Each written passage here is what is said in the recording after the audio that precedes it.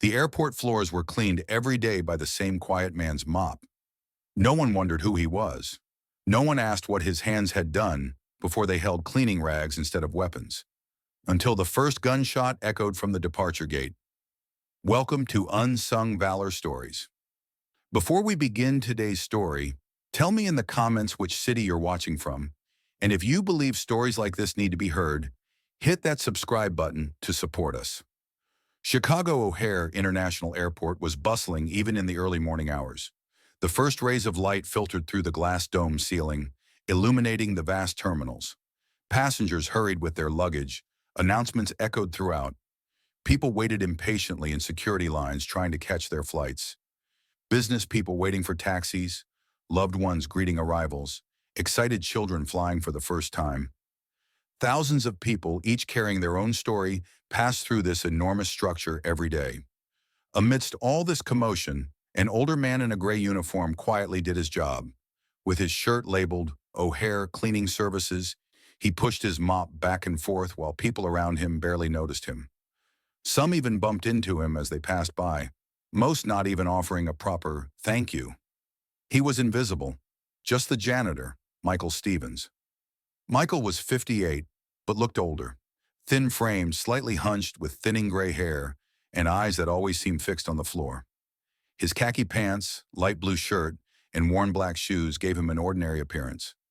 He had been working at O'Hare for 10 years, following the same routine every day, cleaning the same corridors, polishing the same bathrooms, emptying the same trash bins.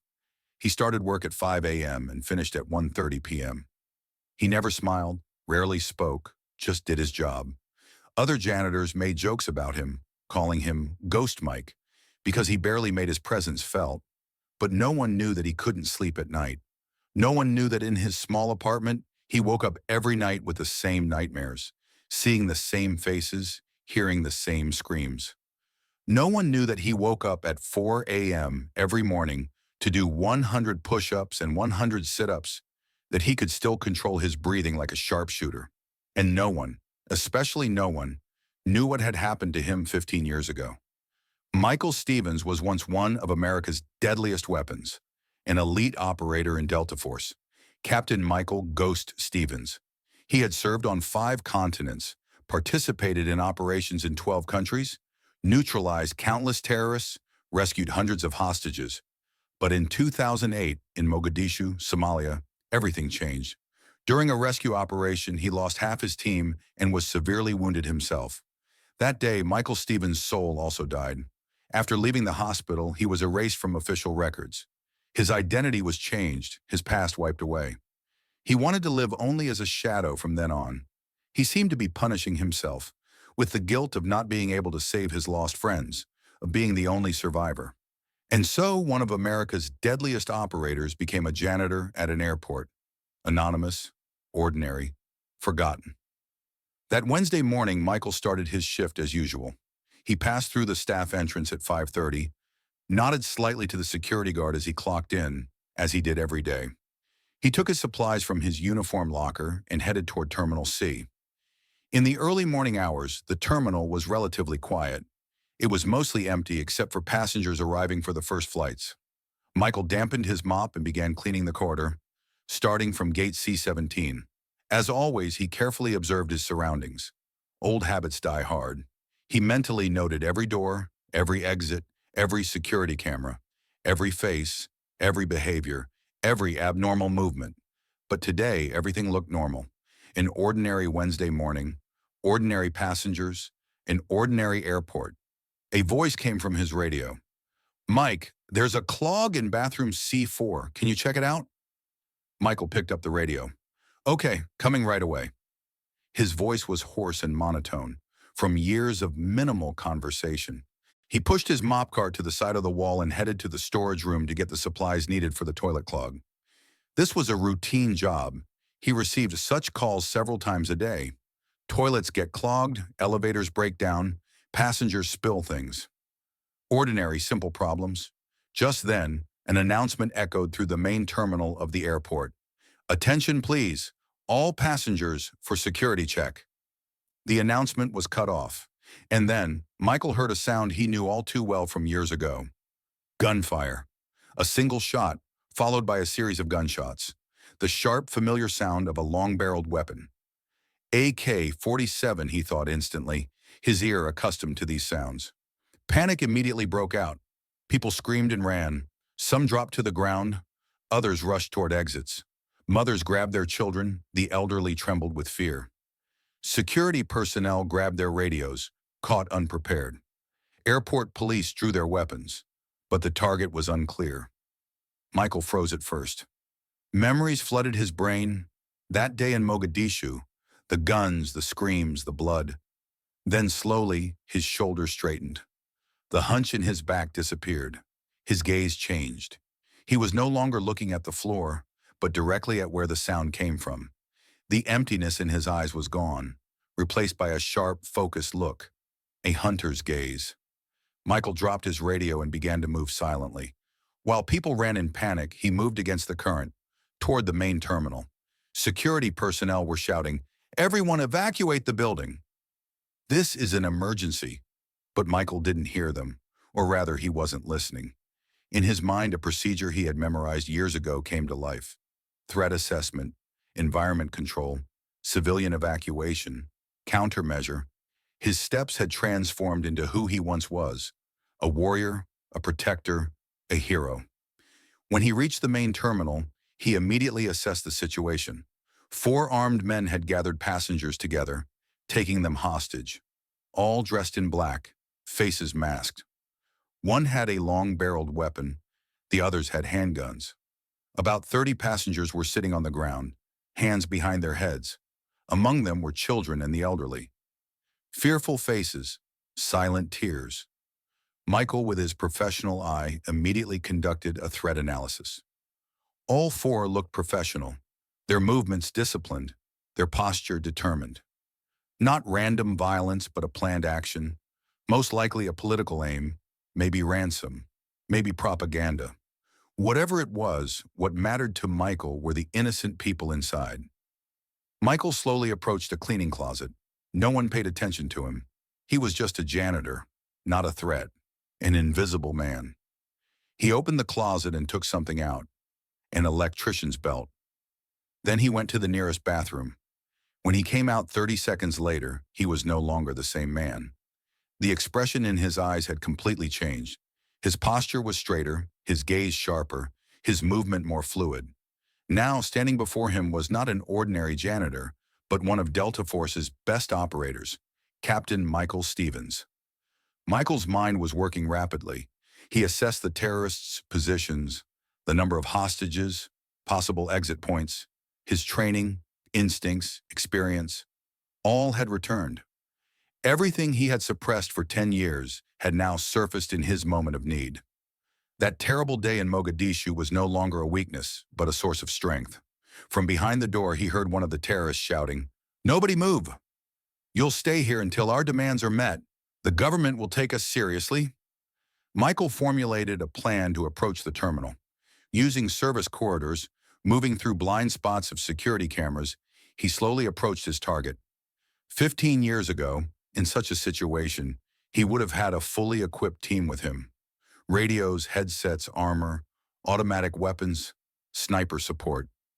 Now he was alone with only his janitor uniform and an electrician's belt. But perhaps this was an advantage. No one was expecting him. No one would suspect the old janitor with his mop. When he reached the service door leading to the terminal, he cracked it slightly to look inside. Now he could see the terrorist better. The one he thought was the leader was standing in front of the check-in counter. He was talking on a radio, probably negotiating with authorities outside. The others were positioned at strategic points, watching the hostages. Michael took out his phone. He dialed a number that had been specially programmed 10 years ago. The phone rang, then a voice. "This line is no longer in service." Michael entered a code printed on the back of the phone. Alpha Delta 793 Echo Tango. This was an emergency code given to Delta Force operators, used only in the most extreme situations. There was silence on the line, then a different voice. "This identification code was deactivated 15 years ago. Who are you?" "Stevens. Captain Michael Stevens, Delta Force, retired. I left active duty in 2008. I'm currently at O'Hare Airport, Terminal C. Terror attack in progress. 4 armed suspects, approximately 30 hostages. I'm inside and can intervene. The voice on the phone hardened. Stevens? Michael Stevens? Hold the line. Michael wondered who was on the other end of the line. Perhaps no one he knew remained at command center. 15 years is a long time. Most people would have retired, changed assignments, or been promoted. 30 seconds later, a new voice. Stevens, this is Colonel Richards. Do you remember me? Michael's eyes widened slightly. Richards. He was with him in Mogadishu. He was a captain then, now a colonel. Yes, Colonel. Mogadishu, 2006. God, it really is you. Listen, SWAT team is on the way. They'll be there in 20 minutes. Don't do anything. Just observe and give us information. Michael looked back at the terminal. A hostage. A little girl was crying. She might have been 7 or 8 years old, her blonde hair in 2 braids. She wore a pink dress. Her mother was trying to calm her, while the terrorist pointed his gun at them. Michael saw the fear in the little girl's eyes. And at that moment, he realized something. He had been running from things for 15 years, but now he had nowhere left to run. His duty, his responsibility was here. 20 minutes is too long, Colonel. There are children inside. I'm taking action. Stevens, that's an order. Stay put and wait. Michael hung up the phone. Some orders were meant to be broken, and now it was time to act. Michael, as a janitor, had learned every corner of this airport over 10 years. He knew every secret passage, every service corridor, every emergency exit by heart. Now it was time to use this knowledge. He opened the door a bit more and slipped inside silently. He was still wearing his janitor uniform, but he no longer had his mop. Now he had only a simple radio used by airport security officers, which he had taken from the bathroom cabinet. Michael moved slowly behind a trash can. His position was perfect.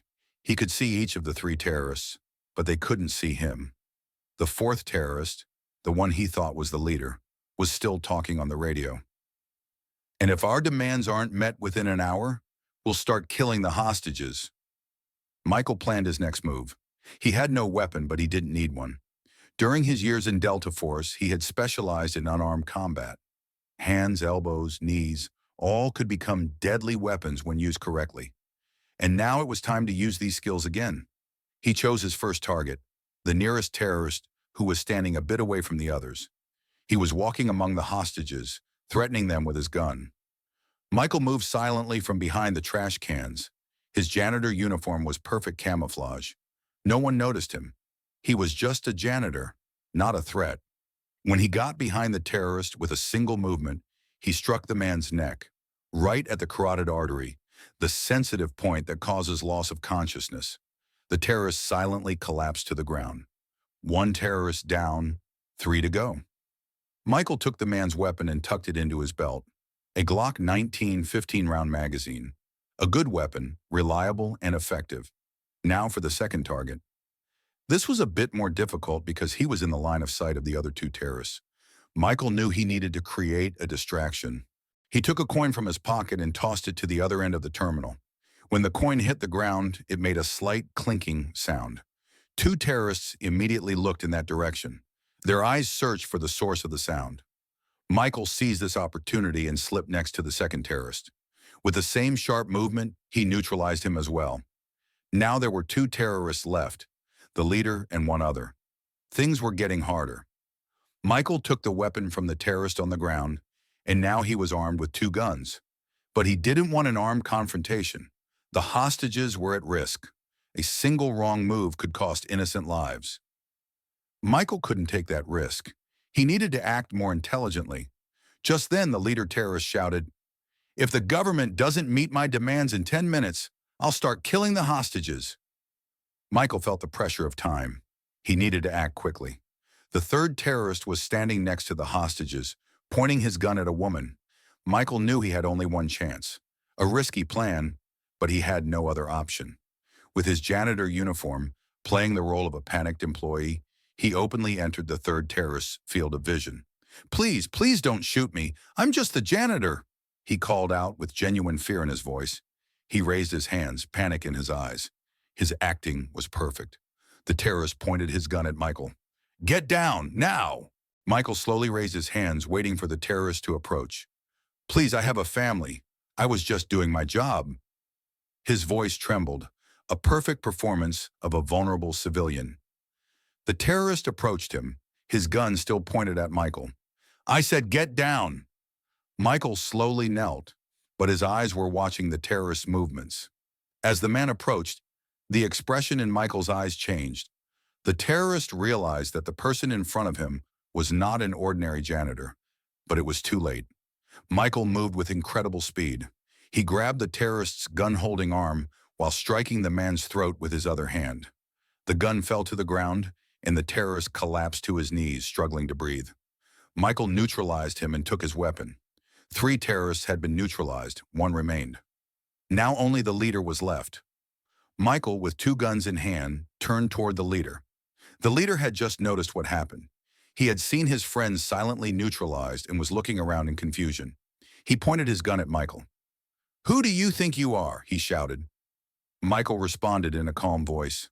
"I'm just a janitor." "You're lying. Who are you?" The leader's voice was trembling. It was clear he was afraid now. "Once I was something important. Now I just clean floors." The 2 men stared at each other. Michael saw the indecision in the leader's eyes.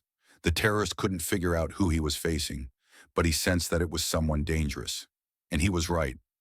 Michael looked at the hostages, frightened faces, trembling hands. "Let them go," he said. "There's no way out of here. SWAT will be here in 5 minutes. Surrender. Maybe you can make a deal." The leader terrorist pointed his gun at a hostage, that crying little girl. "Take 1 more step, and I'll shoot her." Michael fired without hesitation. A single shot, perfect hit. Years had passed, but his reflexes were still sharp, his marksmanship still deadly. The terrorist dropped his gun and collapsed to the ground. Silence. Then sobs among the hostages, cries of relief. Michael quickly went to them. "Is everyone okay? Is anyone injured?" People were in shock, but no one was hurt.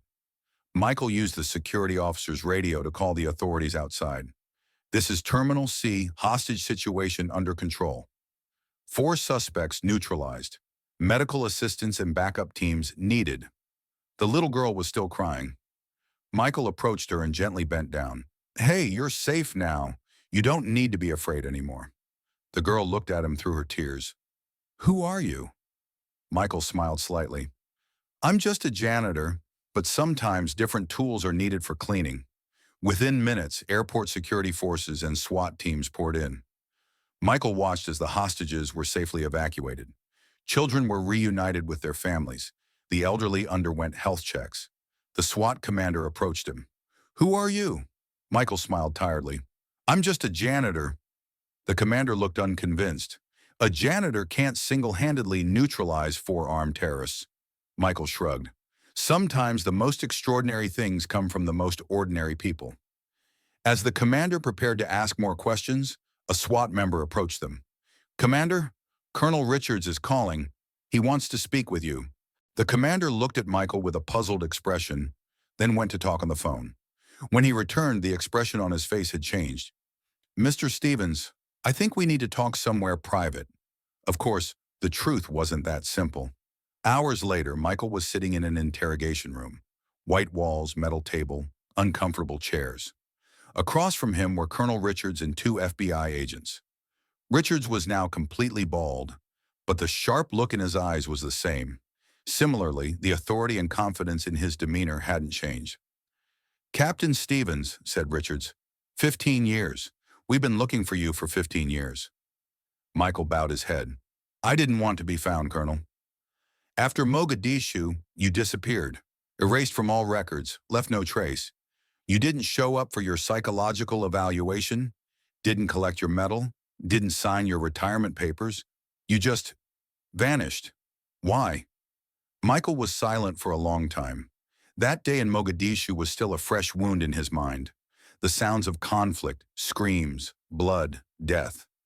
And then when he woke up in the hospital, the news he received. Half the team was dead. His closest friends, Men he had fought alongside, and he was the only survivor. Those we couldn't save that day, I still see their faces. Every night, every single night. Richards understood. The Mogadishu operation had been a disaster. Half the team had been lost.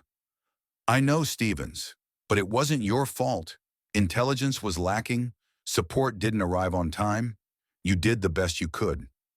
Michael looked up, years of weariness in his eyes. Did I?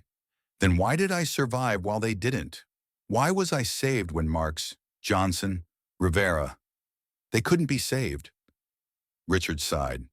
Because that's life, Stevens. Some stay, some go. And the duty of those who remain is to keep the memory of those who are gone alive. After that day, I couldn't bear to wear the uniform anymore. I couldn't hold a gun.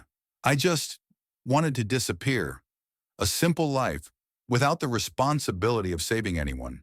Just cleaning floors, erasing traces. A life where no one knew me, where no one expected anything from me. Richards placed his hand on Michael's shoulder. Today you saved 30 people, Stevens. Maybe it's time to let go of the ghosts of Mogadishu. Michael turned his gaze to the table. Maybe, or maybe some ghosts never leave. One of the FBI agents asked, Captain Stevens, your courage today was extraordinary, but there are some things we need to understand. How is it that no one found you for 15 years? Michael smiled slightly. I was a ghost agent.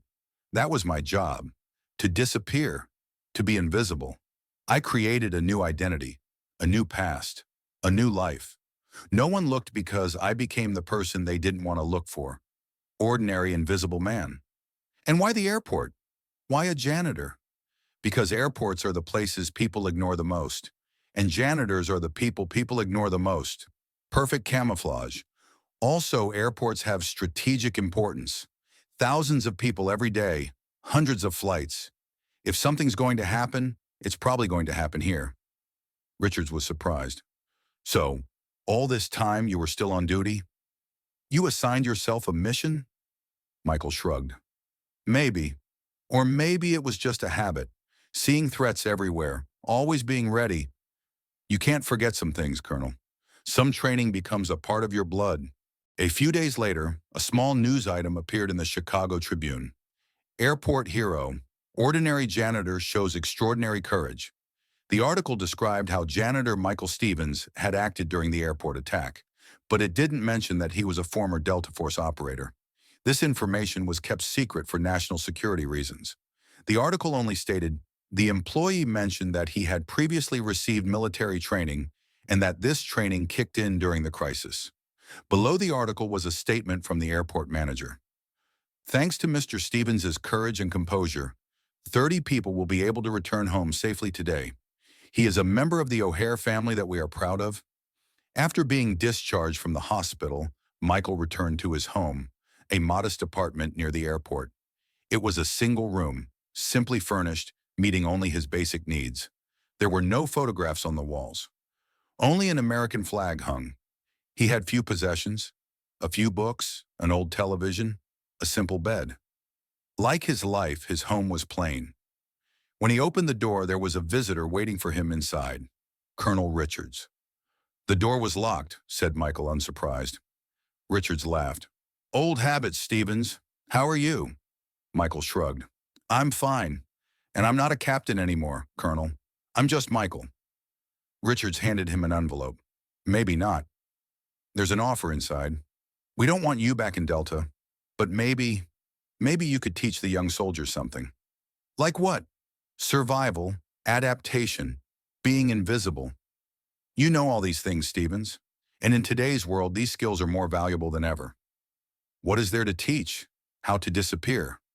No, said Richards. How to be found. Yourself, your purpose, your honor. And perhaps you could help other veterans who have lost their way. Michael thought of the faces he saw every night. His friends lost in Mogadishu. They would never get another chance. But perhaps he could keep their memory alive. Perhaps he could live for them, make a difference in their name. I'll think about it, said Michael. Richards nodded. Just think. And know this, Stevens. You're not alone. You never were. That night, Michael woke up with his usual nightmare. The streets of Mogadishu, gunshots, his friends' screams. But this time the dream ended differently. This time his friends' faces were smiling at him, as if to say, "Go on, your time hasn't come yet." Michael got out of bed and looked out the window. City lights pierced the darkness. Life continued with all its complexity and beauty. And perhaps there was a path for him too. Perhaps it was time to make peace with the ghosts of Mogadishu, rather than running from them. The next morning, he opened the envelope and read the offer inside. A position as an instructor at a training center in Colorado for Special Operations Forces, an opportunity to pass on his field experiences to young operators. The task of preparing the new generation of warriors for real-world scenarios. Michael looked at the envelope for a long time. Then he took out his phone and dialed the number. "Colonel Richards, this is Stevens. I accept the offer." 2 weeks later, at a military base in Colorado, an expert was introduced to train new Delta Force candidates. His name wasn't disclosed, no information was given about his background. But when he entered the room, all the soldiers stood up, because the man standing before them didn't look like an ordinary instructor. In his eyes was that look that only those who had seen battlefields carried. In his posture was the weight that time and experience had given. "My name is Michael," he said, "and I'll teach you only the things that aren't in books." A student asked, "Sir, where did you serve?" Michael smiled slightly. "I was just cleaning floors, but sometimes even the cleanest places can get dirty, and then someone needs to do the cleaning." The young candidates didn't fully understand who the man before them was, but they understood one thing. This man had seen things they couldn't even imagine, and he had a lot to teach them. And so, Michael Stevens' new life began. He was no longer just a Delta Force operator, nor just a janitor. He was a person who carried the best aspects of both. Quiet, humble, but ready to act when necessary. Someone who carried the pains of the past, but looked to the future with hope. Every morning, before training, Michael still applied the same routine. 100 push-ups, 100 sit-ups. But he was no longer alone. Young candidates joined him, trying to keep up with his discipline. And every evening, before going to bed, Michael still recited the names of his friends from Mogadishu. But this was no longer a ritual of guilt. It was a moment of honoring, remembering, making a promise. One day during training, a young candidate asked, "Sir, what was your hardest mission?" Michael thought for a long time. Then, surviving, he said, "The hardest mission is to survive after others are gone." "And how did you manage it?" "By taking one step at a time. Sometimes forward, sometimes backward, but always in motion. The moment you stop, you start to lose." The young candidate nodded, seeming to understand. But Michael knew that some lessons can only be learned by living them. Some wounds only heal with time. And some heroes are never recognized until someone manages to look beyond their mask. 3 months later, Michael Stevens had become one of the most respected instructors at the training center in Colorado. His students called him Ghost, but this was no longer a name that expressed fear or mystery. It was a title of honor that embraced who he was, both in the past and now. One evening after training, Colonel Richards came to visit. The two old friends sat on a hill next to the base watching the sunset. "How's it going, Stevens?" Richards asked. "Good," said Michael, and this time he truly felt good. "The young kids are promising, tough, but ready to learn. You look good too. More peaceful." Michael nodded. "Maybe I've learned to live with some ghosts. Instead of chasing them away, I've made room for them." Richard smiled. "You know, I was surprised when we found you, a janitor at O'Hare Airport. It would have been the last place we looked." "Perhaps the best hiding place is not to hide at all," said Michael. "In the open, in plain sight." "So what now? Would you want to return to Delta?" Michael thought for a long time. "No," he finally said. "That chapter is closed, but maybe a new chapter can begin." And indeed, a new chapter had begun. Michael Stevens was now a man who had accepted both his old and new identity, drawing strength from both. During the day, he taught young operators the art of survival, and at night, he continued to face his own internal battle. But he was no longer alone. Now he had a purpose, a mission. A year later, Michael received an offer to lead a special unit, the mission of finding lost veterans and reintegrating them into society. An opportunity to find heroes who, like himself, had become lost with trauma and guilt, hiding, and offer them a new beginning. Michael accepted the offer because he knew that sometimes the greatest losses can transform into the greatest discoveries in the most unexpected places. And sometimes the darkest pasts can create the brightest futures. The janitor from the airport was now a guide helping others find their own paths. His uniform had changed, but his mission remained the same: cleaning traces, protecting the injured, finding the lost.